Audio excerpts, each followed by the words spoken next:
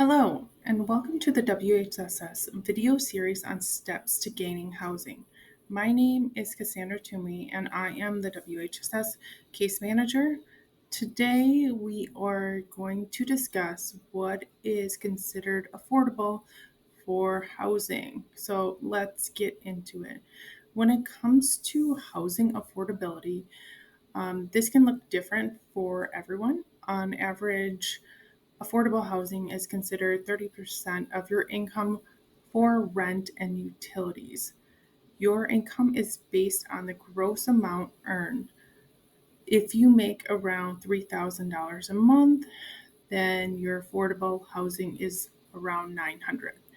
This means you would work full time for 40 hours a week, making $18.75 an hour. However, the affordability can change significantly if you are taxed, you have wage garnishments, or other debt obligations, such as providing child support, that sort of thing.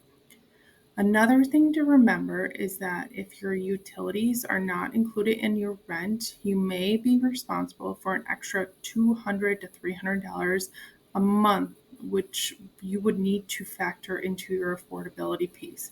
So, depending on your household size and the size of the rental you need, you may need to increase your income to meet your housing needs. Subsidized housing will help keep you in that window of affordability. If you are not approved to live in subsidized housing, you will have to look for market rate rentals. Depending on the size you need, this can impact your affordability. If you need to find a 3-bedroom but can only afford $600 a month for rent, you likely will have a difficult time finding that. In fact, most places will not even approve you if you do not make 3 times the amount in rent. So you don't have many options left. You can look at increasing your income, adding an additional income earner to the household, or look for a smaller place. You do have to remember there are some limitations on occupancy as well. So if you have a 5-person household, you may not be able to rent a studio or a 1-bedroom. Finding affordable housing can have an impact on your long-term success with renting as well. While you may be able to get into a unit that is 50 to 60% of your income, you could run into trouble down the road.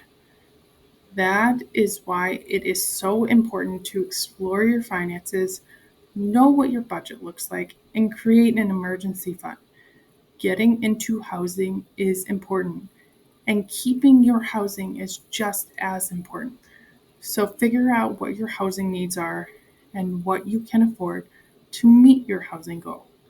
Thanks for watching. We will see you at the next video.